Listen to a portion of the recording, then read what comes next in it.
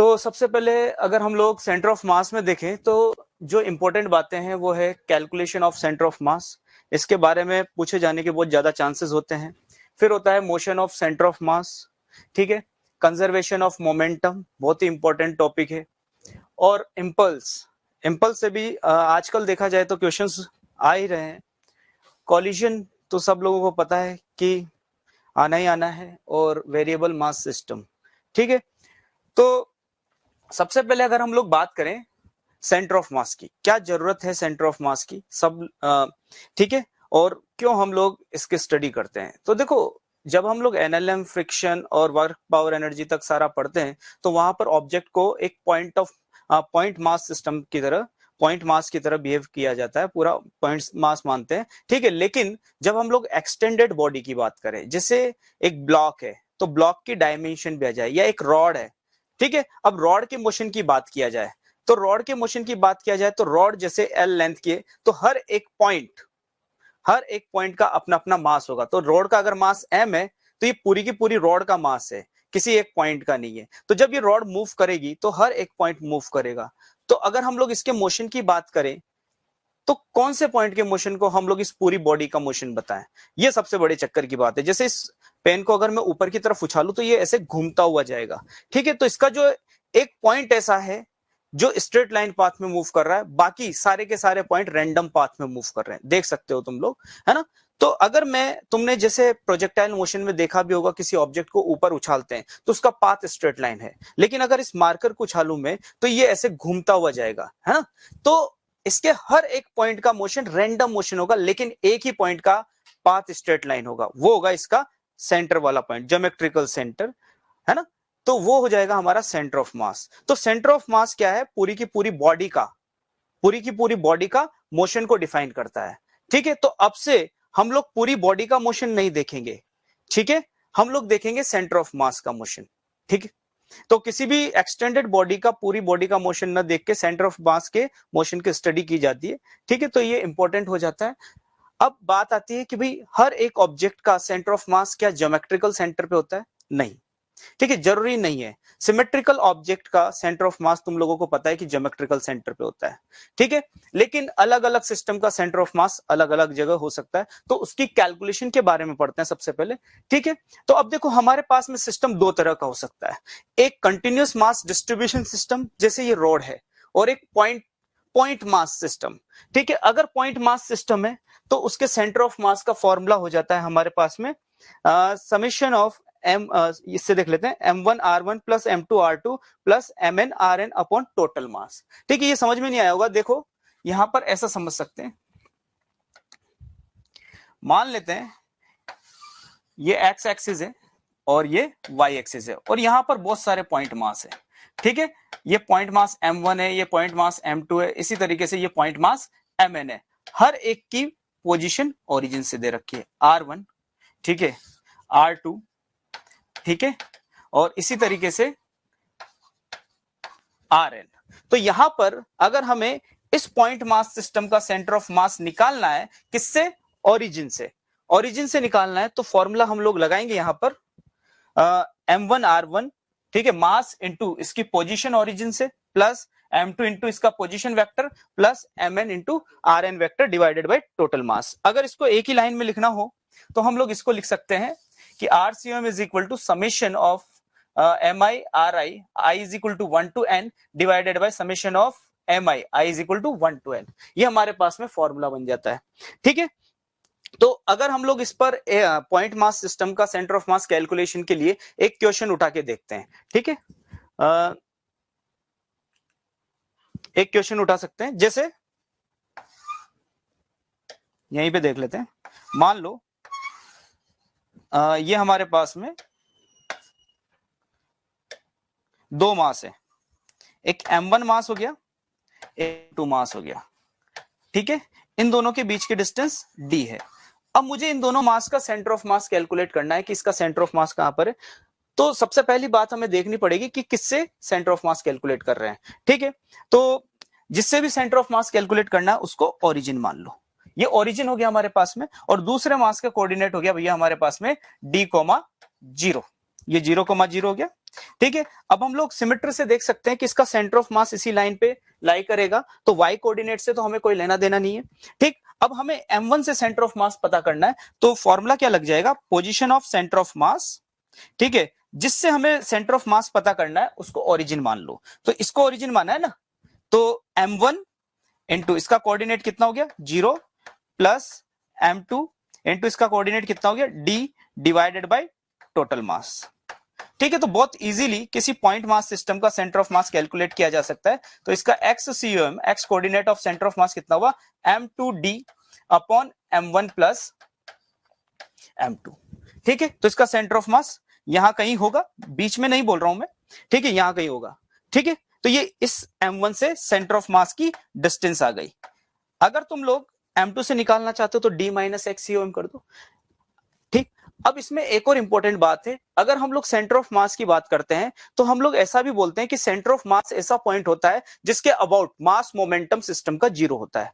Mass momentum मतलब system का net mass into उसकी जो डिस्टेंस होती है ना r इज इक्वल टू 0।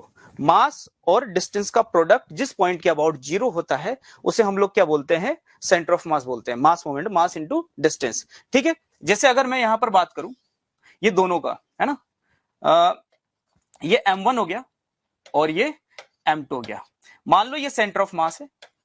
ठीक है, इसी चीज से हम लोग सेंटर ऑफ मास की डिस्टेंस कैलकुलेट करेंगे। ये डिस्टेंस हो गई x1। ठीक, इसको मिटा देते हैं हम लोग।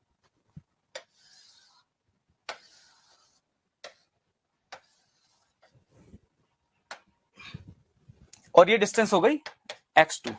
तो हम लोग बोल सकते हैं कि सेंटर ऑफ मास ऐसा पॉइंट होता है जिसके अबाउट सिस्टम का मास मोमेंटम 0 होता है। तो अगर मैं इस सिस्टम का मास मोमेंटम 0 करूं, mass into distance is equal to 0 करूं, तो देखो सेंटर ऑफ मास के अबाउट इस वाले मास का मास इंटू डिस्टेंस कितनी है x1।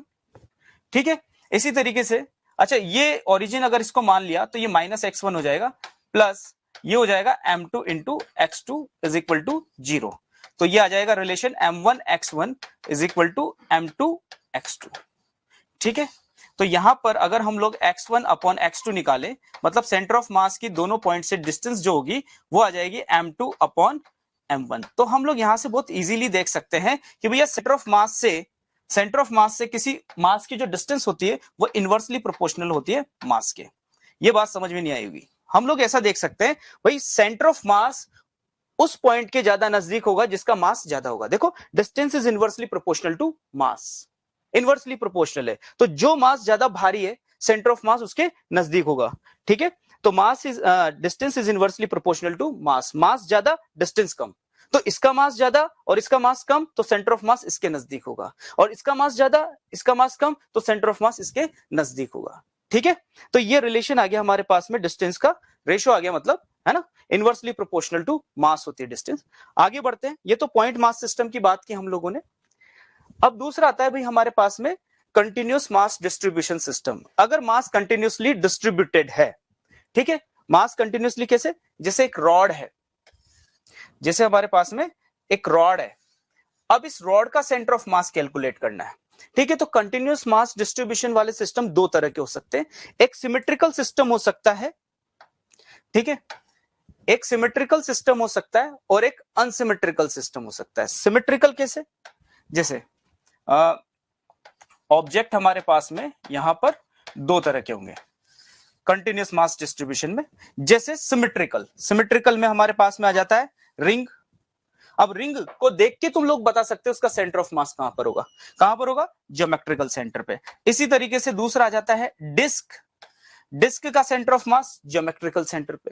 इसी तरीके से हमारे पास में आ जाएगा, क्या आएगा, स्फीयर आ जाएगा, है ना, और इसी तरीके से हमारे पास में ट्राइंगल आ जाएगा। तो ये ऐसे ऑब्जेक्ट है, सिमेट्रिकल ऑब्जेक्ट है जिनका centre of mass geometrical centre पे होगा। और दूसरे होते हैं अनसिमेट्रिकल ऑब्जेक्ट। ठीक है, अनसिमेट्रिकल ऑब्जेक्ट मतलब semi circular ring, semi circular disc, है ना, हेमीस्फीयर, ठीक है, हेमी होलो स्फीयर, कॉन, ये ऐसे सिस्टम है जिनका सेंटर ऑफ मास हम लोगों को कैलकुलेट करना है, जैसे तुम लोग जानते हो। ठीक है, तो अगर अनसिमेट्रिकल सिस्टम का सेंटर ऑफ मास कैलकुलेट करना है तो उसके लिए हमारे पास में फॉर्मूला हो जाता है XCOM is equal to integration x dm upon integration dm. यहां पर हम लोगों को क्या करना पड़ता है, एलिमेंट लेके इंटीग्रेट करना पड़ता है। तो एलिमेंट लेकर इंटीग्रेट कैसे करोगे सेंटर ऑफ मास के लिए, ये वाला फॉर्मूला लगाएंगे। अगर एक्स कोऑर्डिनेट पता करना है तो वाई कोऑर्डिनेट पता करना है तो y CM is equal to integration y dm upon integration dm, और z CM is equal to integration d z dm upon integration dm. यहां पर डीएम जो होगा मास ऑफ स्मॉल एलिमेंट है, और ये स्मॉल एक्स जो है ये पोजीशन ऑफ सेंटर ऑफ मास है। किसकी, स्मॉल एलिमेंट की। स्मॉल एलिमेंट के सेंटर ऑफ मास की पोजीशन है जिस पॉइंट के अबाउट सिस्टम का सेंटर ऑफ मास कैलकुलेट करना है। अभी इन फॉर्मूले को समझेंगे हम लोग नेक्स्ट एग्जांपल से, ठीक है। तो आगे बढ़ते हैं। तो भाई यहीं पर देख सकते हैं हम लोग एक एग्जांपल, जैसे मेरे पास में एक एक्सटेंडेड ऑब्जेक्ट है, एक नॉन यूनिफॉर्म रॉड है, ठीक है। रिसेंटली इसी तरह का क्वेश्चन पूछा गया था आईआईटी में। जैसे हमारे पास में एक रॉड है, और ये रॉड अगर यूनिफॉर्म रॉड है, ठीक है, अगर ये यूनिफॉर्म एक जैसी रॉड है तो इसका सेंटर ऑफ मास बहुत इजीली बोला जा सकता है ज्योमेट्रिकल सेंटर पे होगा। लेकिन अगर इसकी लीनियर मास डेंसिटी जो है वो इस तरीके से वेरी कर रही है, lambda into x upon L. इसकी लीनियर मास डेंसिटी मतलब मास पर यूनिट लेंथ है ना, डिस्टेंस के साथ में वेरी कर रही है। तो इसका सेंटर ऑफ मास निकालना है। तो इसका सेंटर ऑफ मास, अब बताओ ये सिमेट्रिकल है या अनसिमेट्रिकल है? अनसिमेट्रिकल है। अनसिमेट्रिकल है तो ये फॉर्मूला लगाना पड़ेगा। क्लियर है? अब हम लोग अगर इस ए पॉइंट से इस सिस्टम का सेंटर ऑफ मास कैलकुलेट करना चाहते हैं तो हमें क्या करना पड़ेगा, पहले सिमेट्री से चेक कर लेते हैं कि इसका सेंटर ऑफ मास कहां पर लाई करेगा। तो तुम लोग देख सकते हो कि अगर इसमें देखिए एक्स एक्सिस के अबाउट, तो जितना मास ऊपर होगा उतना मास नीचे, तो सेंटर ऑफ मास इस लाइन पे कहीं होगा। अगर इस एक्सिस के अबाउट देखें तो सारा का सारा मास इधर है। अच्छा, सेंटर के अबाउट देखें तो इधर हल्का होगा, इधर भारी होगा, तो centre of mass x axis पर कहीं यहां हो सकता है। तो हम यहां पर बोल सकते हैं इसका y coordinate of centre of mass तो 0 है सिमेट्री से, है ना। और जेड कोऑर्डिनेट की बात करें, है ना, तो जेड कोऑर्डिनेट की बात करेंगे, 2D ऑब्जेक्ट है ना। अब अगर हम लोग इसका x coordinate of centre of mass पता करना चाहते हैं तो x coordinate of centre of mass मतलब इस ए पॉइंट से सेंटर ऑफ मास की एक्स डिस्टेंस पता करना चाहते हैं तो क्या करेंगे हम लोग, ये फॉर्मूला लगाएंगे, x c o m is equal to integration x dm upon integration dm. ठीक है, इस फॉर्मूले की हेल्प लेंगे। अब देखो यहां पर डीएम क्या है, मास ऑफ स्मॉल एलिमेंट। तो मैं क्या करूंगा, इस रॉड को बहुत सारे टुकड़ों में तोड़ दूंगा। यही होता है बेसिक कंसेप्ट। तो हम लोग क्या करते हैं, एक्स डिस्टेंस पर जाके डी एक्स लेंथ का एक एलिमेंट ले लेते हैं जिसका मास कितना हो जाएगा, डीएम। ठीक है, ये डीएम मास हमने मान लिया। अच्छा, अब इस ए पॉइंट से ये स्मॉल एलिमेंट का सेंटर ऑफ मास कहां पर होगा, यहां पर होगा। तो इस ए पॉइंट से स्मॉल एलिमेंट के सेंटर ऑफ मास की, देखो हर एक एलिमेंट का सेंटर ऑफ मास होगा, तो स्मॉल एलिमेंट का सेंटर ऑफ मास यहां है। तो ये स्मॉल एक्स क्या है, जो एलिमेंट हमने लिया उसके सेंटर ऑफ मास की ए पॉइंट से डिस्टेंस। तो ये डिस्टेंस कितनी आ रही है, एक्स। तो स्मॉल एक्स की वैल्यू हो गई भाई हमारे पास में एक्स। अब डीएम निकालना है, तो हम लोगों को इस रॉड की यूनिट लेंथ का मास पता है, लैम्डा। ठीक है, तो डीएक्स लेंथ का मास कितना हो जाएगा, लैम्डा इंटू डीएक्स। ठीक है, ये मास निकल गया। तो पहले फॉर्मूला पुट किया। अब फॉर्मूले में हमें पता होना चाहिए कि कौन सी वैल्यू क्या देगी। ठीक, अब देखो upon l x into dx, ये डीएम आ गया। अब इस फॉर्मूले के अंदर वैल्यू पुट कर देते हैं हम लोग, x c o m is equal to integration x into lambda not upon l x into dx. ठीक है, अपॉन डीएम की वैल्यू फिर पुट कर देते हैं, lambda not upon l x into dx, और इंटीग्रेट कर देते हैं। अब x is equal to 0 put कर दे तो ये एलिमेंट यहां पर आ जाएगा, और x is equal to l put करे तो ये एलिमेंट यहां पर आ जाएगा। सारे के सारे एलिमेंट कवर हो गए, तो लिमिट आएगी हमारे पास में 0 टू l। अब इसको इंटीग्रेट कर सकते हैं सब लोग कि जो कांस्टेंट है वो उसको इंटीग्रेशन से बाहर ले लेंगे, तो कांस्टेंट तो बाहर आते ही कट जाएगा, ये x स्क्वायर dx है, तो इसका आ जाएगा integration x cube divided by 3 limit 0 to l, और इसी तरीके से इसका आ जाएगा x square by 2 limit 0 to l। तो इसका सेंटर ऑफ मास आ जाएगा 2l/3। तो मेरे हिसाब से समझ गए होंगे कैसे इंटीग्रेशन की हेल्प से हम लोग सेंटर ऑफ मास कैलकुलेट करते हैं। तो अनसिमेट्रिकल सिस्टम है तो ये फॉर्मूला लगाएंगे, और इस फॉर्मूले को कैसे लगाना है ये बात भी समझ गए होंगे। ठीक है, तो आगे बढ़ते हैं हम लोग। तो भाई यहां पर कुछ कॉमन सिस्टम का जिनके बारे में हम लोगों को पता होना चाहिए, उनका सेंटर ऑफ मास दिया गया है। जैसे फर्स्ट वाला एग्जांपल अभी जैसे मैंने बताया था कि अगर 2 पॉइंट मास सिस्टम है तो सेंटर ऑफ मास से अगर एक की डिस्टेंस r2 है और दूसरे की डिस्टेंस r1 है और मास m1 m2 है तो हम लोग बोल सकते हैं कि m1, यहां उल्टा लिखा है, ये r1 है और ये r2 है, तो हम लोग बोल सकते हैं कि m1 r1 is equal to m2 r2। जैसे अभी हम लोगों ने बात की थी कि distance of centre of mass is inversely proportional to the mass, तो जो हैवियर मास है उसके नजदीक सेंटर ऑफ मास होगा। ठीक, दूसरी बात है रेक्टेंगुलर प्लेट। अब देखो ये रेक्टेंगुलर प्लेट एक सिमेट्रिकल ऑब्जेक्ट है, तो यहां पर इस रेक्टेंगुलर प्लेट का सेंटर ऑफ मास जो होगा वो ज्योमेट्रिकल सेंटर पे होगा। ठीक है, इसमें कोई दो राय नहीं है ना। आगे बढ़ते हैं हम लोग। अब देखो अगर हम लोग यहां पर ट्रायंगुलर प्लेट की बात करें तो बॉटम से इसका जो सेंटर ऑफ मास होगा वो h/3 पर होगा। इसी तरीके से सेमी सर्कुलर रिंग का बहुत इंपॉर्टेंट डेटा है जिनको तुम्हें याद रखना है, और बहुत सारे लोग एग्जाम में भूल जाते हैं, गड़बड़ करके आ जाते हैं, तो इन चीजों को याद रखना है। अच्छा, इसको इस तरीके से भी याद कर सकते हैं कि भैया सेमी सर्कुलर रिंग है तो सिमेट्री से अगर हम लोग देखें कि इसका सेंटर ऑफ मास अगर इस एक्सिस के अबाउट कट करे तो जैसे रिंग इधर है वैसी रिंग इधर भी होगी, तो सेंटर ऑफ मास बीच में कहीं होगा। अब इस एक्सिस के अबाउट कट करे तो ऊपर तो मास है नीचे मास नहीं है, मतलब सेंटर ऑफ मास कहीं ऊपर होगा, तो सेंटर ऑफ मास इसका यहां पर होता है।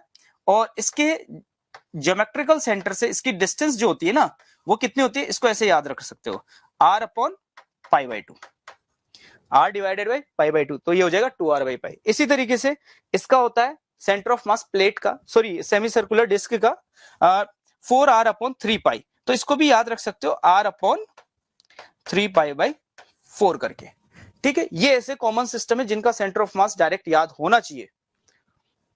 अब आगे बढ़ते हैं हम लोग। अगर हम लोग हेमिस्फेरिकल शेल की बात करें तो इसका centre of mass geometrical centre से, सॉरी ओ पॉइंट से जो इसका सेंटर होगा उससे r/2 डिस्टेंस पर होता है, तो इसको याद रख सकते हो r/2 पर। और अगर हमारे पास में सॉलिड स्फीयर है, सॉलिड हेमिस्फीयर, इसका 3r/8। आगे बढ़ते हैं। अगर कोन आ जाए तो सॉलिड कोन अगर हमारे पास में है तो सॉलिड कोन का h/4 पर होगा, अगर होलो कोन है तो h/3 पर होगा।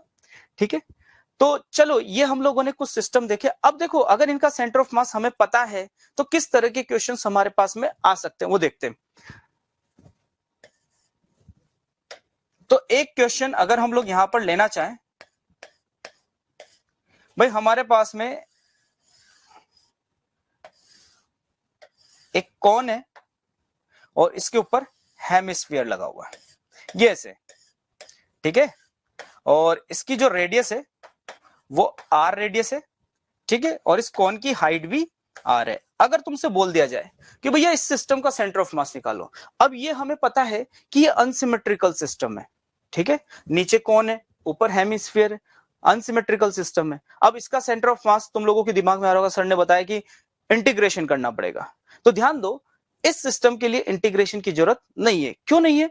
क्योंकि देखो अगर इसको तुम देख सको तो यहां पर दो ऑब्जेक्ट दिख रहे हैं, एक हेमिस्फीयर दिख रहा है, सॉलिड हेमिस्फीयर, और नीचे दिख रहा है कोन।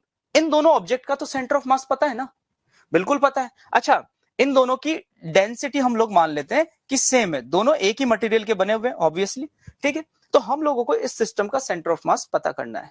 तो इस क्वेश्चन को करने का क्या तरीका होगा, सबसे पहले तो चेक करते हैं कि इसका सेंटर ऑफ मास किस एक्सिस पर लाई कर सकता है। तो ये हमारे पास में एक्स एक्सिस हो गया, ये हमारे पास में वाई एक्सिस हो गया। अगर मैं वाई एक्सिस के अबाउट सिमेट्री चेक करूं तो जैसा सिस्टम इधर है वैसा सिस्टम इधर है, मतलब सेंटर ऑफ मास बीच में कहीं होगा, है ना।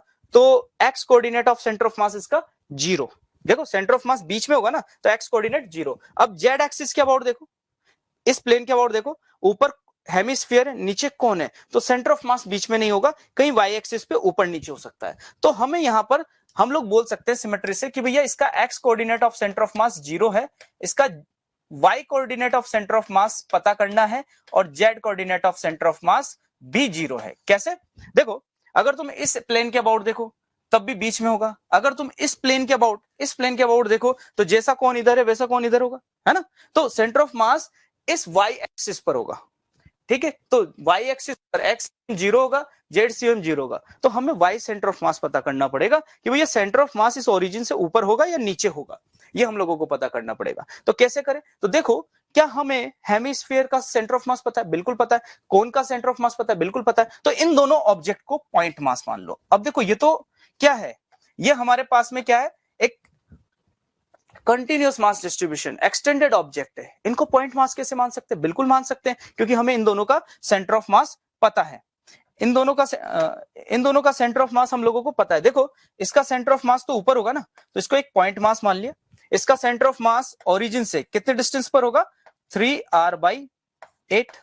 और इसी तरीके से ये नीचे सॉलिड कौन है, इसका सेंटर ऑफ मास यहां पर होगा C2, ठीक है। और सेंटर ऑफ मास बॉटम से सॉलिड कौन का होता है? H/4, तो HR है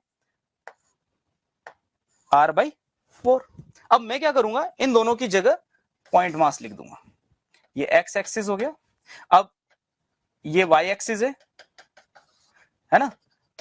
तो ये C1 हो गया हमारे पास में, ओरिजिन से इसका कोऑर्डिनेट क्या हो जाएगा हमारे पास में? 0,3r/8। इसी तरीके से C2 का कोऑर्डिनेट क्या हो जाएगा हमारे पास में? 0,-r/4। ये दोनों, अब इसका मास कितना हो गया? m1, और इसका मास कितना है? m2। अब इन दोनों को पॉइंट मास मान लिया, तो तुम्हें पता है कि पॉइंट मास का सेंटर ऑफ मास कैसे निकलता है?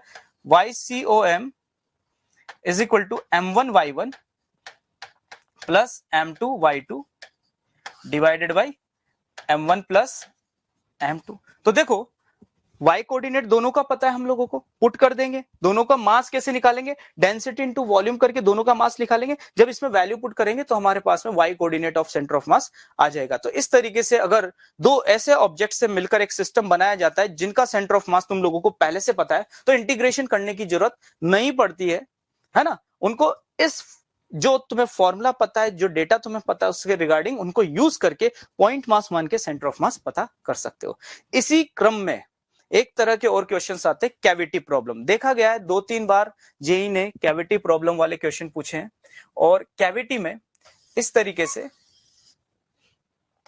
एक डिस्क में से एक छोटी डिस्क कट कर दी, ठीक है, r रेडियस की डिस्क में से, जिसका मास डेंसिटी जो है, सरफेस मास डेंसिटी सिग्मा है, इसमें से एक छोटी डिस्क कट कर दी। तो इस तरह के भी 2-3 बार क्वेश्चन पूछा है। तो इसमें क्या करेंगे हम लोग, इसमें हमारा कंसेप्ट होता है कि भाई जो हमने डिस्क कट की है उसमें प्लस सिग्मा और माइनस सिग्मा का मास फिल कर देते हैं। जब प्लस सिग्मा फिल करेंगे तो ये क्या हो जाएगा हमारे पास में, एक कंप्लीट डिस्क बन जाएगी। और जब माइनस सिग्मा फिल करेंगे तो ये हमारे पास में नेगेटिव मास की एक डिस्क बन जाएगी। तो यहां पर हमारा काम भी हो गया, प्लस सिग्मा और माइनस सिग्मा फिल करा, सिस्टम में कोई अंतर भी नहीं आया और हमारा काम भी हो गया। क्यों? क्योंकि हम एक कंप्लीट डिस्क का सेंटर ऑफ मास जानते हैं। तो यहां पर हमारे पास में दो डिस्क मिल गई, एक प्लस सिग्मा डेंसिटी की जिसकी रेडियस r है, प्लस एक माइनस सिग्मा डेंसिटी की जिसकी रेडियस r/2 है। तो इसमें भी इसी तरीके से सिमेट्री चेक करके इन दोनों को पॉइंट मास मान के, पॉइंट मास सिस्टम के सेंटर ऑफ मास का फॉर्मूला लगा के सेंटर ऑफ मास निकाला जा सकता है, ठीक है। तो ये बातें हैं भैया सेंटर ऑफ मास के कैलकुलेशन की, इंपॉर्टेंट बातें हैं, पूछी जाती है।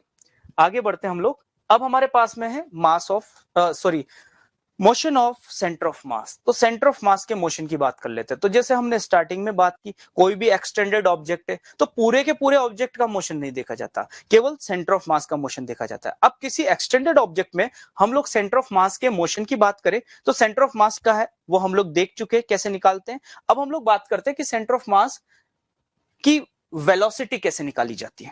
भाई सिस्टम मूव कर रहा है तो हमें पूरे के पूरे सिस्टम को तो नहीं देखना है, हमें केवल सेंटर ऑफ मास को देखना है। तो सिस्टम के सेंटर ऑफ मास की वेलोसिटी कैसे निकाली जाती है? तो देखो, अगर सिस्टम में बहुत सारे पार्टिकल हैं, उनकी वेलोसिटी हमें पता है, तो velocity of centre of mass is equal to m1v1 plus m2v2 plus m3v3 so on mn/vn divided by total mass. ये करके हम लोग, ये वाला फॉर्मूला यूज करके हम लोग सिस्टम के सेंटर ऑफ मास की वेलोसिटी पता कर सकते हैं, ठीक। अब देखो, हम लोग बोल रहे हैं कि भाई हमारा जो सिस्टम है वो पूरे सिस्टम का मोशन नहीं देखना, केवल सेंटर ऑफ मास का मोशन देखना है। तो सेंटर ऑफ मास का मोमेंटम कैसे निकाला जाता है, तो पूरे सिस्टम का मोमेंटम कैसे निकालेंगे, तो हमें क्या करना है, पूरे सिस्टम के अलग अलग पार्टिकल का मास इंटू वेलोसिटी नहीं करना है, हमें क्या करना है, मास of the total system into velocity of centre of मास करके सिस्टम का लीनियर मोमेंटम लिखा जा सकता है। जैसे ये देखो, एक सिस्टम है जिसके अंदर बहुत सारे मास है, ये M1 जो है V1 वेलोसिटी से चल रहा है, M2 जो है V2 वेलोसिटी से चल रहा है, Mn जो है Vn वेलोसिटी से चल रहा है। ये बहुत सारे पार्टिकल का सिस्टम है। अब हमसे बोल दिया जाए भैया इसका लीनियर मोमेंटम लिखो, तो मुझे क्या करना है, मुझे अलग अलग पार्टिकल का लीनियर मोमेंटम लिख के ऐड नहीं करना, मुझे देखना है कि भैया इस सिस्टम का टोटल मास कितना है इनटू जो सेंटर ऑफ मास होगा सिस्टम का, उसकी वेलोसिटी क्या है। जैसे मैंने इस मार्कर को उछाला था तो हर एक पॉइंट अलग अलग पाथ में मूव कर रहा है, तो अगर मेरे से पूछ लिया जाए कि इसका मोमेंटम लिखो, तो मैं अलग अलग पॉइंट का जब पाथ ही नहीं बता पा रहा तो मोमेंटम कैसे बताऊंगा। तो मुझे अलग अलग पॉइंट से कोई मतलब नहीं है, मुझे किससे मतलब है, total mass of the system और velocity of centre of mass से। ठीक है, तो इस तरीके से लीनियर मोमेंटम लिखा जा सकता है। और यही बात अगर हम लोग एक्सेलरेशन ऑफ सेंटर ऑफ मास के लिए बात करें तो इसी तरीके से मास इंटू एक्सेलरेशन का जो प्रोडक्ट है उनको ऐड करके डिवाइडेड बाय टोटल मास कर दो, तो acceleration of centre of mass of the system हम लोग निकाल सकते हैं। ठीक है, अब देखो, अब यही बात यहां पर है कि भैया एक सिस्टम है और सिस्टम के अंदर n नंबर ऑफ पार्टिकल है और n number of particle n number of acceleration से चल रहे हैं, तो सिस्टम का नेट एक्सटर्नल फोर्स लिखना है। तो नेट फोर्स होता है मास इंटू एक्सेलरेशन, तो n नंबर ऑफ पार्टिकल का मास इंटू एक्सेलरेशन थोड़े लिखेंगे, हम लोग क्या करेंगे, net external force is equal to total mass of the system into acceleration of centre of mass. मतलब अगर नेट एक्सटर्नल फोर्स लिखना है तो एमए करते थे, एनएलएम में हमने पढ़ा, तो एमए में ए जो लिखेंगे वो सेंटर ऑफ मास का देखेंगे, मास of the system into acceleration, मतलब बाकी और पार्टिकल से कोई लेना देना नहीं है। ठीक है, तो और एक और इसमें फॉर्मूला हम लोग ऐड कर सकते हैं कि displacement of centre of mass. तो displacement of centre of mass अगर निकालना है तो हम लोग लिख सकते हैं M1S1 कि n नंबर ऑफ पार्टिकल है तो mass into displacement of first particle plus M2 into displacement of second particle plus Mn into Sn divided by total mass of the system. ये displacement of centre of mass बहुत important formula है क्योंकि इस पर based बहुत सारे questions पूछे जा सकते हैं। आगे बढ़ते हैं, देखो अब मोशन ऑफ सेंटर ऑफ मास में एक क्वेश्चन करके देख सकते हैं।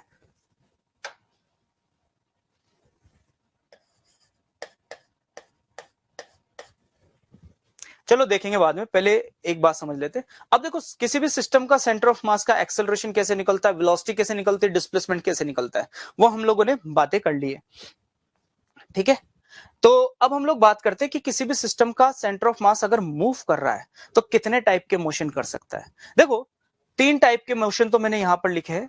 जैसे सेंटर ऑफ मास अगर रेस्ट पर है, किसी भी सिस्टम का मोशन हो रहा है, कितने टाइप के मोशन ऑफ सेंटर ऑफ मास पर बेस्ड क्वेश्चन आ सकते हैं, उसकी बातें यहां पर चल रही है।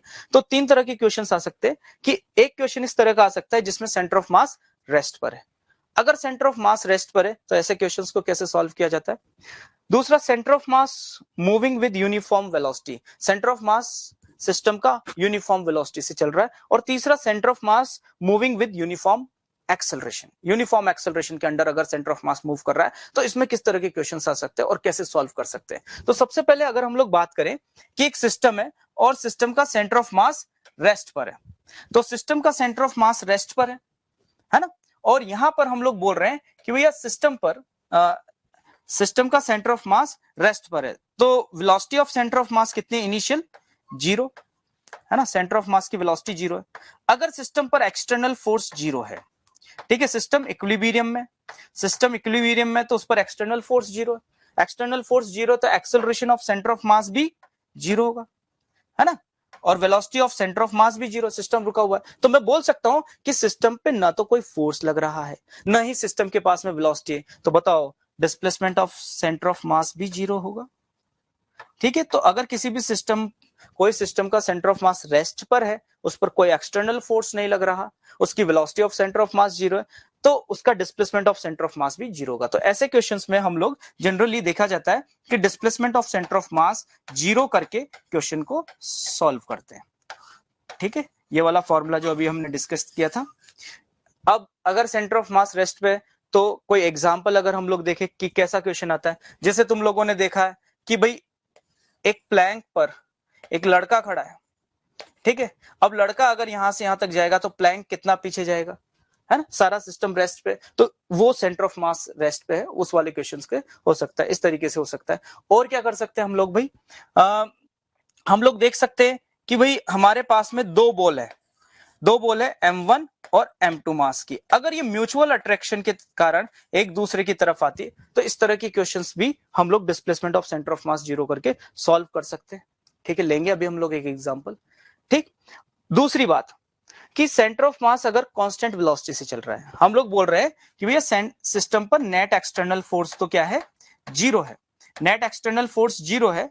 भाई देखो अगर यूनिफॉर्म वेलोसिटी से चल रहा है तो एक्सटर्नल फोर्स तो जीरो ही होगा ना, है ना, तो acceleration of centre of mass zero होगा, ठीक है। तो ऐसे क्वेश्चंस में क्या होगा, velocity of centre of mass constant रहेगा, ठीक है। अगर किसी भी सिस्टम पे नेट एक्सटर्नल फोर्स जीरो है तो या तो एक बात ये हो सकती है कि सिस्टम रेस्ट पर है तो displacement of centre of mass zero रहेगा, है ना, चाहे सिस्टम कैसे भी मूव कर ले। दूसरी बात कि एक्सटर्नल फोर्स जीरो है, acceleration of centre of mass zero हो गया तो velocity of centre of mass constant है, तो कोई भी सिस्टम मूव कर रहा है तो उसमें velocity of centre of mass constant है, ठीक है। आई बात समझ में? तो सिस्टम में अगर कुछ चेंजेस हो जाते हैं तो सेंटर ऑफ मास तब भी कांस्टेंट वेलोसिटी से चलता रहेगा। आगे बात करते हैं centre of mass moving with uniform acceleration, कि भैया एक्सटर्नल फोर्स जीरो नहीं है लेकिन एक्सटर्नल फोर्स जो है कांस्टेंट एक्सटर्नल फोर्स में मूव कर रहा है, ठीक है। तो ऐसे क्वेश्चंस को कैसे सॉल्व किया जाता है वो देखते हैं। तो इन दोनों पर बेस्ट एक क्वेश्चन लेते हैं हम लोग।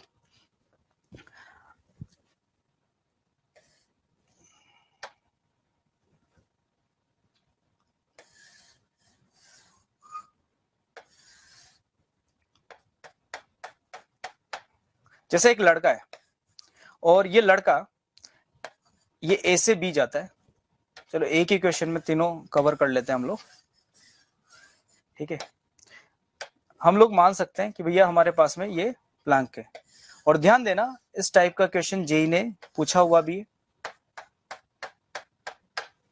ठीक है। एक ब्लॉक एम मास का ब्लॉक, ये आर रेडियस का है, ठीक है, ये सरफेस स्मूथ है, ये ब्लॉक ए से बी स्लाइड करके आता है, तो जब ये ब्लॉक ए से बी स्लाइड करके आएगा तो ये जो वेज है ये कितना पीछे जाएगा, इस तरह का क्वेश्चन हमारे पास में आ सकता है। अब इसमें क्या स्ट्रेटेजी लगाए, ये ब्लॉक ऐसे स्लाइड कर रहा है इस पे इंक्लाइन मतलब प्लेन पर, है ना, सेमी सर्कुलर प्लेन पर ऐसे मूव कर रहा है, यहां से यहां तक आता है, तो ये जब नॉर्मल लगाएगा तो इसके कारण ये पीछे भी जाएगा, ठीक है। तो जब ये यहां से यहां तक स्लाइड करके आया तो कितना पीछे गया उसकी बात करते हैं। तो देखो जब ये ब्लॉक यहां से यहां तक स्लाइड किया है तो ये वेज, इसका भी मास m मान लेते हैं, ये पीछे कितना मूव करेगा, ठीक है। तो हम लोग इसके लिए क्या अप्रोच लगाए कि सारा सिस्टम इनिशियली रेस्ट पर था, ठीक है। अगर हम लोग x डायरेक्शन में बात करें तो इन x डायरेक्शन एक्सटर्नल फोर्स भी क्या है, जीरो है। x डायरेक्शन में देखो इस पूरे सिस्टम पे इधर से कोई फोर्स नहीं लग रहा, तो x डायरेक्शन में फोर्स जीरो है। अच्छा, velocity of centre of mass भी x डायरेक्शन में जीरो है क्योंकि सारा का सारा सिस्टम रुका हुआ है ना। तो मैं बोल सकता हूं कि इस सिस्टम पर अगर एक्सटर्नल फोर्स नहीं लग रहा है तो सिस्टम का displacement of centre of mass भी x डायरेक्शन में जीरो होगा। क्यों? क्योंकि इस सिस्टम पर x डायरेक्शन में कोई फोर्स नहीं लग रहा, y डायरेक्शन में फोर्स लग रहा है mg, है ना। तो इसका सेंटर ऑफ मास अगर पूरे सिस्टम का यहां है तो इसका सेंटर ऑफ मास ये मूव कर जाए, ये पीछे मूव कर जाए, ये दोनों मूव कर जाए, लेकिन इसका सेंटर ऑफ मास नीचे जाएगा, x डायरेक्शन में मूव नहीं करेगा। तो मैं कहता हूं displacement of centre of mass in x direction is equal to zero. तो फॉर्मूला लग सकता है m1s1 plus m2s2 divided by m1 plus m2, ये वाला फॉर्मूला लगा के हम लोग इस क्वेश्चन को सॉल्व कर सकते हैं। देखते हैं, देखो अगर हमारा ऑब्जर्वर यहां पर खड़ा हुआ है इसके रेस्पेक्ट में देखें तो क्या देखेगा कि ये वाला ब्लॉक तो रुका हुआ है और ये ब्लॉक यहां से स्लाइड करके नीचे गया, तो बताओ x डायरेक्शन में ये वाला ब्लॉक कितना गया है, ये x डायरेक्शन में r गया है, जब ये यहां से यहां पहुंचेगा तो x डायरेक्शन में r गया है, ठीक है।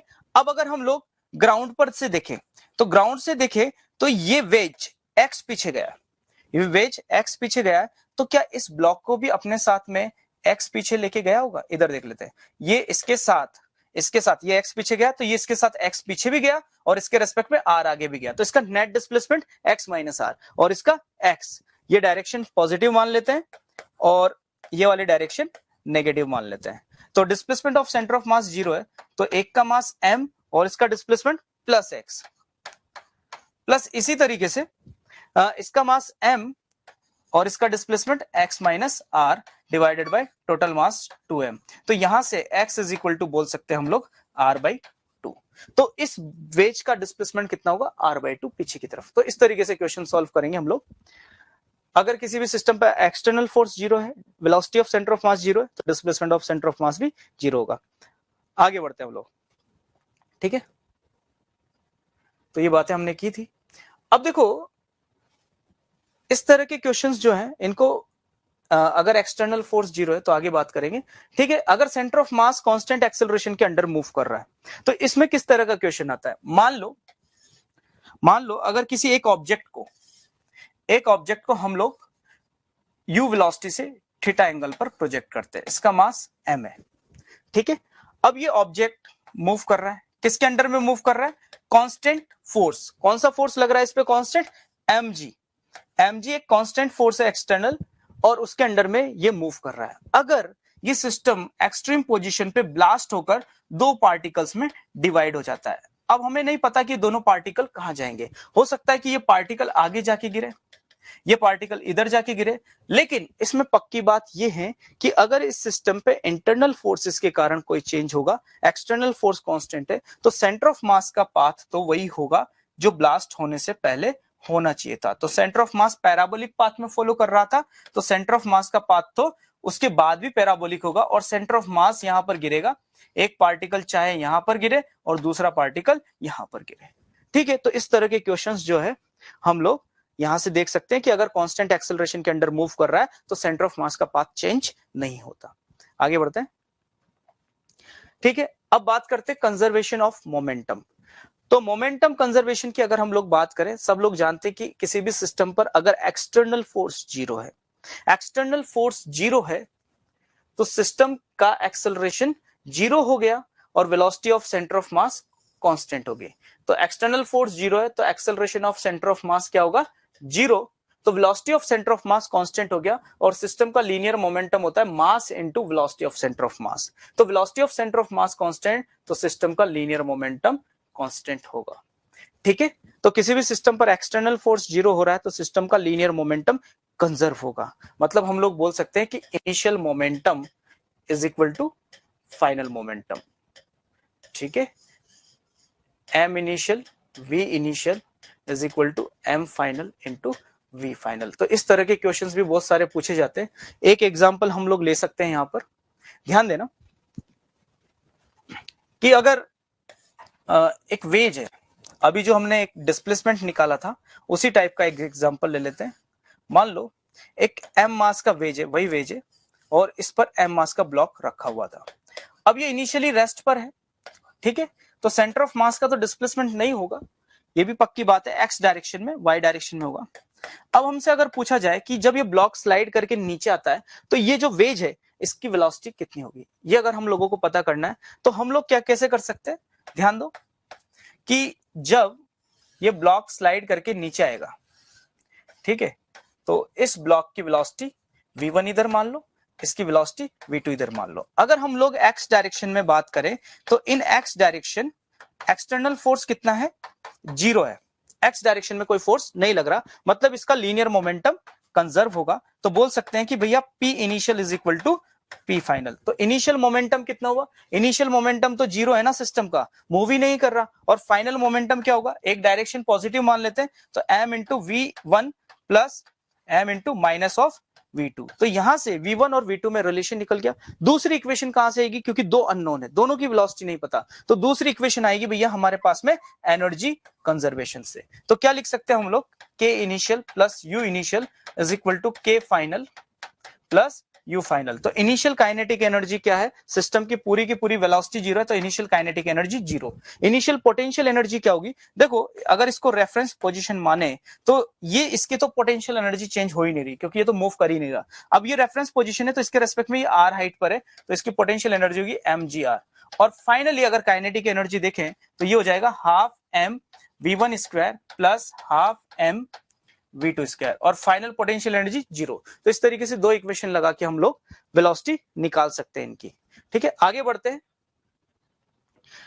अब हम लोग बात करते हैं इम्पल्स की। इम्पल्स भी एक बहुत इंपॉर्टेंट टॉपिक है, ध्यान देना। इम्पल्स क्या होता है कि अगर कोई भी फोर्स सडनली लगता है, मतलब बहुत ही कम टाइम इंटरवल के लिए एक्ट करता है, जैसे तुम इस दीवार को हिट करो, हिट करने पर जो दीवार पे फोर्स लगेगा वो फोर्स एक इम्पल्स होगा जो बहुत ही लार्ज मैग्नीट्यूड का फोर्स होता है और बहुत ही कम टाइम के लिए लगता है। देख सकते हो तुम लोग, जैसे एक बॉल है, एक बॉल को सरफेस पे रख दो तो नॉर्मल लगेगा, लेकिन अगर एक बॉल को यहां से ड्रॉप कर दो तो जब बॉल टकराएगी तब भी नॉर्मल लगेगा, लेकिन वो नॉर्मल एक बहुत ही ज्यादा मैग्नीट्यूड का फोर्स होगा, एक झटका लगेगा। तुम लोगों को जैसे झटका बोलते हो, तो वो क्या होता है? इम्पल्स, है ना, जिसे हम लोग बोल सकते हैं जर्क। अगर कोई भी फोर्स किसी बॉडी पर बहुत ही कम टाइम इंटरवल के लिए लगता है तो उसे हम लोग क्या बोलते हैं? इंपल्स बोलते हैं। अब ये जब इंपल्स लगता है तो इंपल्स क्या करता है? बॉडी का सडनली मोमेंटम चेंज करता है।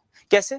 तुमने दीवार पे एक बॉल को फेंका, बॉल आगे जा रही थी, मोमेंटम आगे था, टकराते बिल्कुल पीछे मोमेंटम हो जाएगा, है ना।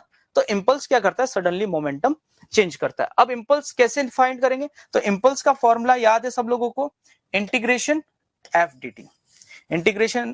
डी टी करके हम लोग इंपल्स पता कर सकते हैं। और अगर हम लोग यहां पर देखें कि एफ को क्या लिख सकते हैं? M dv by d t से dt गया तो impulse is equal to integration m dv भी हो जाएगा। ठीक है, और मास अगर कांस्टेंट है तो एम इंटीग्रेशन डीवी, तो ये हो जाएगा I is equal to m into V2 minus V1। मतलब हम लोग बोल सकते हैं कि impulse is equal to change in momentum. तो किसी भी फोर्स का पता करना है इंपल्स क्या होगा, किसी भी फोर्स का इंपल्स क्या होगा, तो चेंज इन मोमेंटम की इक्वल कर दो। तो इंपल्स इज इक्वल टू हमारे पास में आ गया integration f d t is equal to p final minus p initial. ठीक है, तो किसी भी फोर्स का इंपल्स कैसे निकालोगे?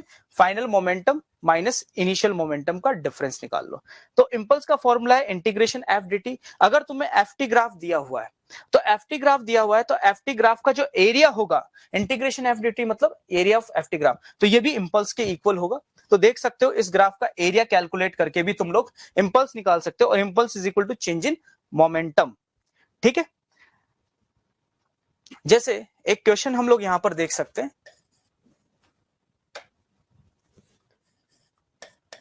बहुत ही प्यारा सा क्वेश्चन है।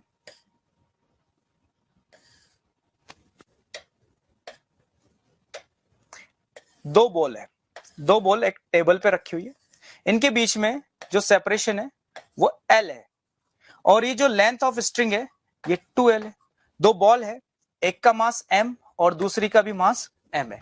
दो M मास की बॉल टेबल पे रखी है और बीच में एक स्ट्रिंग लगी हुई है, और स्ट्रिंग की लेंथ 2L है, लेकिन इनका सेपरेशन L है, L डिस्टेंस पे रखी है, तो स्ट्रिंग स्लैग होगी, स्ट्रिंग ढीली है। अब हमने क्या किया, इस बॉल को v वेलोसिटी दे दी, तो ये बॉल v वेलोसिटी से भागेगी। तो तुम्हें बताना है कि velocity of m1 and m2 दोनों ब्लॉक का मास क्या, वेलोसिटी क्या होगी जब ये स्ट्रिंग टाइट होगी, तब इसकी वेलोसिटी बतानी है। तो ऐसे क्वेश्चंस को कैसे करेंगे, और इंपल्स क्या होगा रस्सी में, ये पता करना है। तो ध्यान दो, ये बॉल आगे भागेगी, ये बॉल रेस्ट पर है, तो जब स्ट्रिंग टाइट होने वाली होगी, टाइट होने से पहले ये सिचुएशन होगी, ये बॉल v वेलोसिटी से जा रही है। ठीक है, अब देखो ये बॉल टेबल पे रखी है तो स्ट्रेट लाइन में मूव किए, और ये कितने डिस्टेंस है, ये L डिस्टेंस है, और ये कितनी हो गई 2L। अब ये स्ट्रिंग टाइट होने से पहले की सिचुएशन है, ये दोनों बॉल रखी है, L सेपरेशन और 12 लेंथ की स्ट्रिंग है, ये बॉल आगे भागी। ठीक है, अब आगे भागी, स्ट्रिंग टाइट नहीं हुई, उससे पहले वाली सिचुएशन है। और जब स्ट्रिंग टाइट हो जाएगी तो तुम लोग देख सकते हो स्ट्रिंग के अलोंग एक झटका लगेगा। ठीक है, एक जर्क लगेगा, जिसे हम लोग क्या बोलेंगे, इंपल्स ऑफ टेंशन। तो इसके अंदर जो टेंशन लग रही है उसका ये इंपल्स होगा। अब इस इंपल्स के कारण क्या होगा, देखो ये जो बॉल है इसकी वेलोसिटी के दो कंपोनेंट कर सकते हैं। ये थीटा है तो इसकी बॉल वेलोसिटी का एक कंपोनेंट इधर आएगा v cos थीटा, और एक परपेंडिकुलर कंपोनेंट होगा v sin थीटा। तो देखो झटका किधर लग रहा है, झटका इस स्ट्रिंग के अलोंग लग रहा है, तो इस बॉल का मोमेंटम किधर चेंज होना चाहिए, इंपल्स जिधर लगता है उधर मोमेंटम चेंज होता है, अभी हम लोगों ने बात की।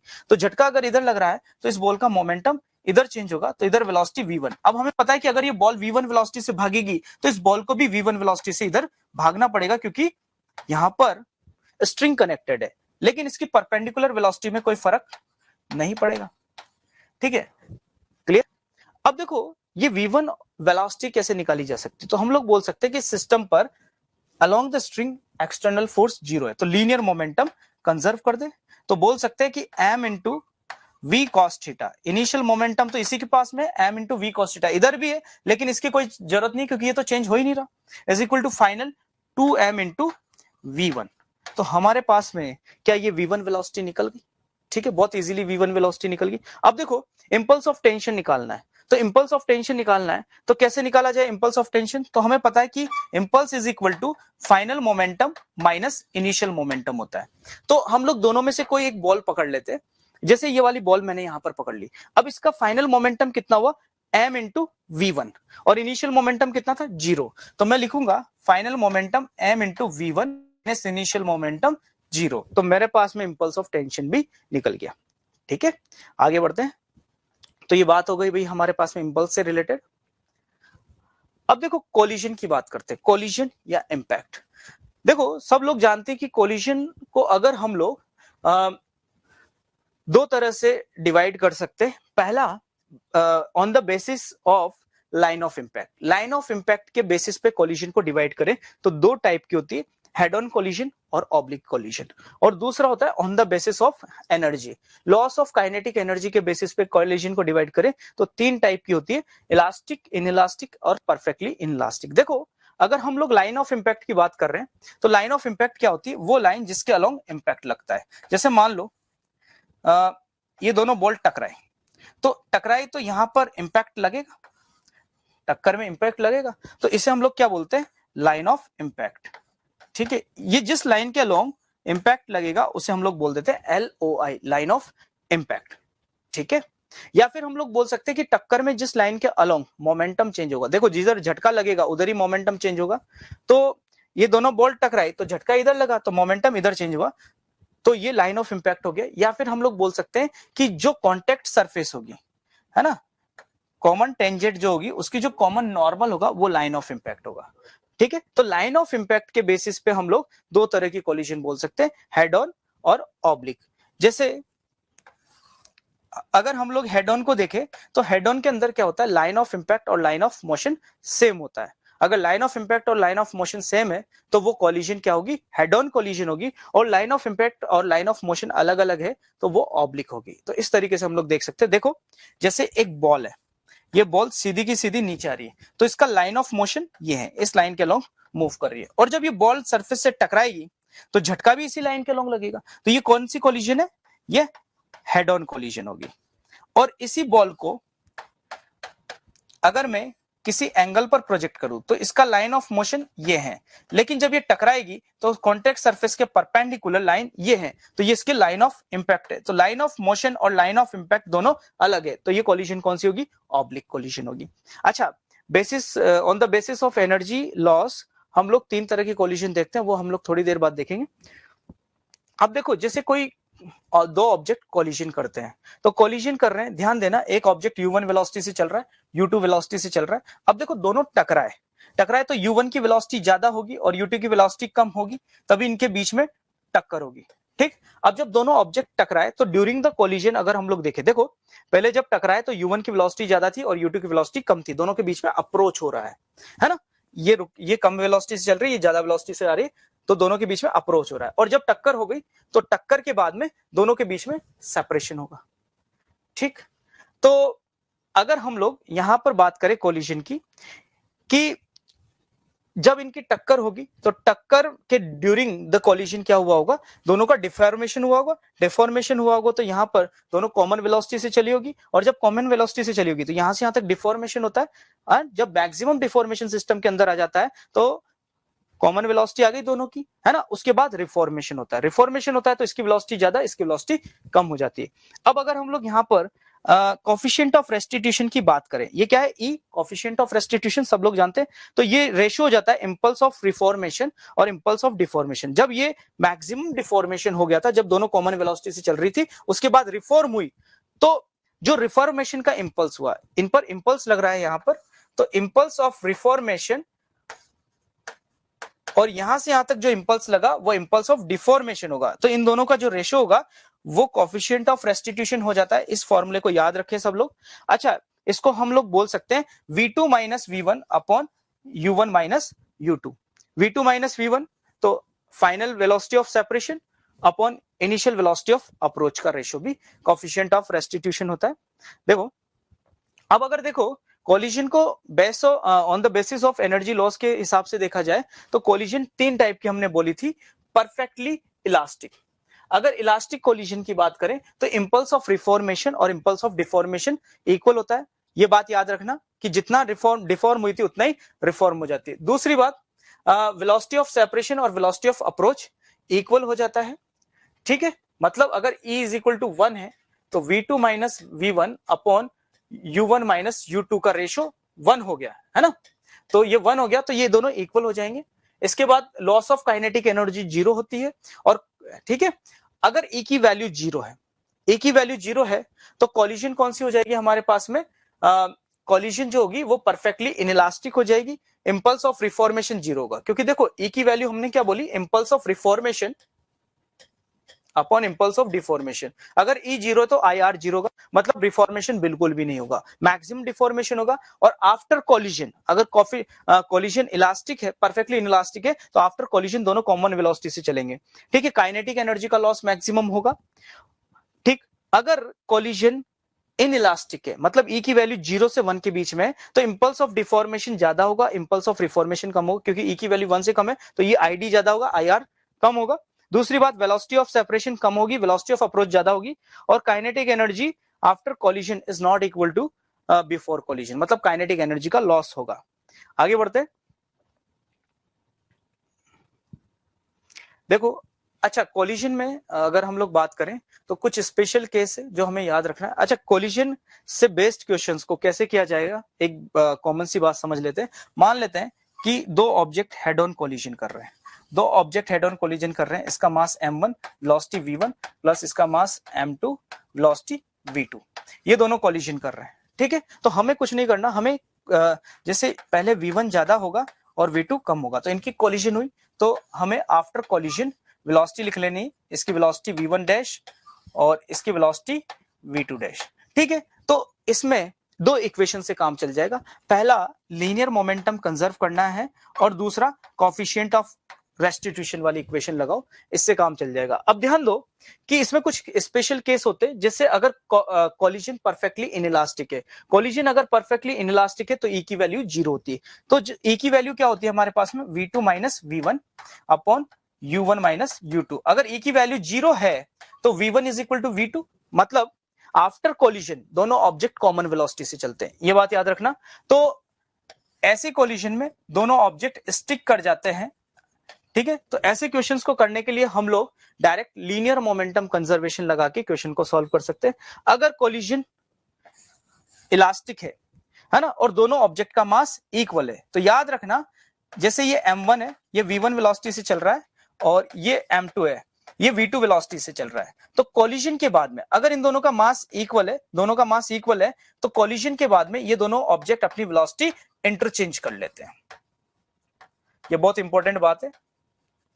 ठीक है, और तीसरी बात कि अगर एक बहुत हैवी ऑब्जेक्ट की कॉलिजन बहुत लाइट ऑब्जेक्ट से होती है, तो ये m1 है और ये जैसे ट्रक से एक मक्खी टकरा जाए, है ना, ऐसे कॉलिजन हो रही है। ये बहुत हैवी ऑब्जेक्ट है और ये बहुत ही लाइट ऑब्जेक्ट है। तो याद रखना कि कॉलिजन के बाद में हैवी ऑब्जेक्ट का मोमेंटम चेंज नहीं होता, लाइट ऑब्जेक्ट का मोमेंटम चेंज होता है। ठीक है, तो ऐसे क्वेश्चंस को हम लोग डायरेक्ट कोफिशिएंट ऑफ रेस्टिट्यूशन वाला फॉर्मूला लगा के सॉल्व कर सकते हैं। ठीक है, अब अगर हम लोग बात करें ऑब्लिक कोलिजन की, ऑब्लिक कोलिजन में ध्यान दें, हेड ऑन कोलिजन और ऑब्लिक कोलिजन में क्या डिफरेंस है। अभी जो हम लोगों ने ये बातें की है ये हेड ऑन कोलिजन से रिलेटेड है। ठीक है, हेड ऑन कोलिजन में सारा कार्यक्रम along the line of impact हो जाता है, मोमेंटम भी लाइन ऑफ इंपैक्ट के अलोंग चेंज हो जाता है।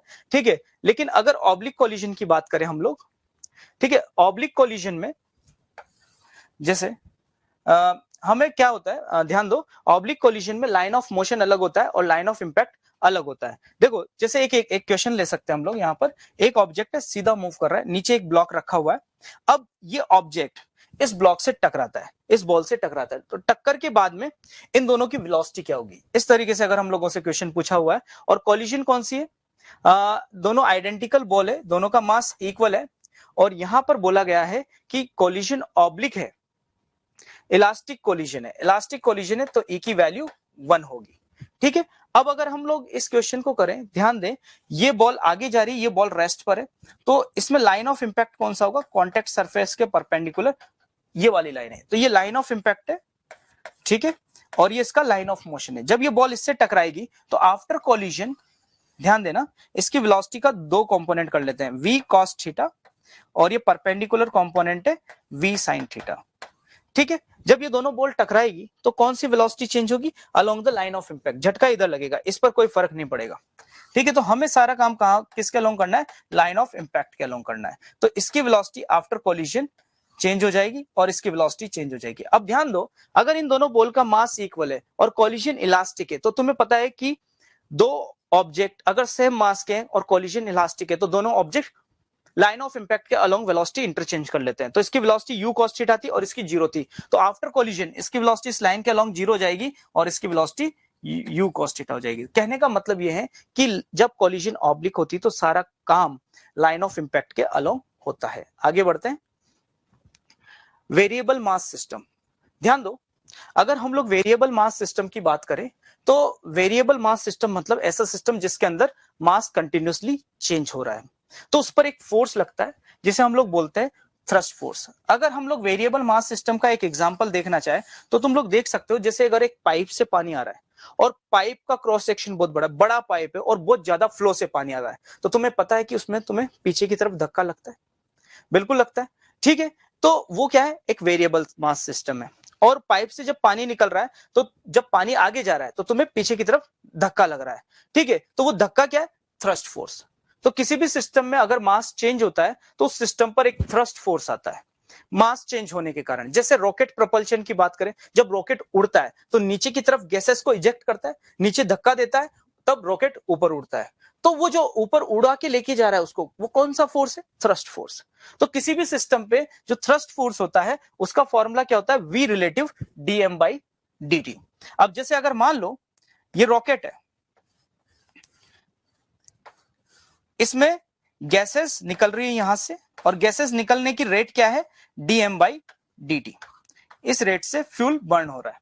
अब ये गैसेस रॉकेट के रेस्पेक्ट में v रिलेटिव वेलोसिटी से नीचे निकल रही है। अब ध्यान देना, अगर dm/dt पॉजिटिव है तो थ्रस्ट फोर्स रिलेटिव वेलोसिटी की डायरेक्शन में लगेगा, और अगर dm/dt rate of change of mass अगर नेगेटिव है तो थ्रस्ट फोर्स v रिलेटिव के अपोजिट लगेगा, क्योंकि यहां माइनस आ जाएगा। अब देखो, रॉकेट में अगर गैसेस बर्न हो रही है तो dm/dt नेगेटिव होगा, और ये गैसेस किधर निकल रही है, v रिलेटिव से नीचे निकल रही है ना। तो जब गैसेस v रिलेटिव से नीचे से निकल रही है तो बताओ थ्रस्ट फोर्स v रिलेटिव के अपोजिट लगेगा, क्योंकि dm/dt नेगेटिव है तो इस पर थ्रस्ट फोर्स ऊपर लगेगा। ठीक है, और कितना लगेगा, v रिलेटिव dm/dt। तो तुम लोग देख सकते हो वेरिएबल मास सिस्टम में थ्रस्ट फोर्स आता है, और अगर rate of change of mass positive है तो वो थ्रस्ट फोर्स की डायरेक्शन v रिलेटिव की डायरेक्शन में होगी, और rate of change of mass negative है तो थ्रस्ट फोर्स की डायरेक्शन v रिलेटिव के अपोजिट डायरेक्शन में होगी। अगर रॉकेट प्रोपल्शन की बात करें तो t टाइम बाद रॉकेट की जो वेलोसिटी है, अगर इनिशियल वेलोसिटी u से ये उड़ना स्टार्ट किया तो t टाइम बाद इसकी वेलोसिटी क्या हो जाएगी, u - gt + v relative ln m0/m। ठीक है।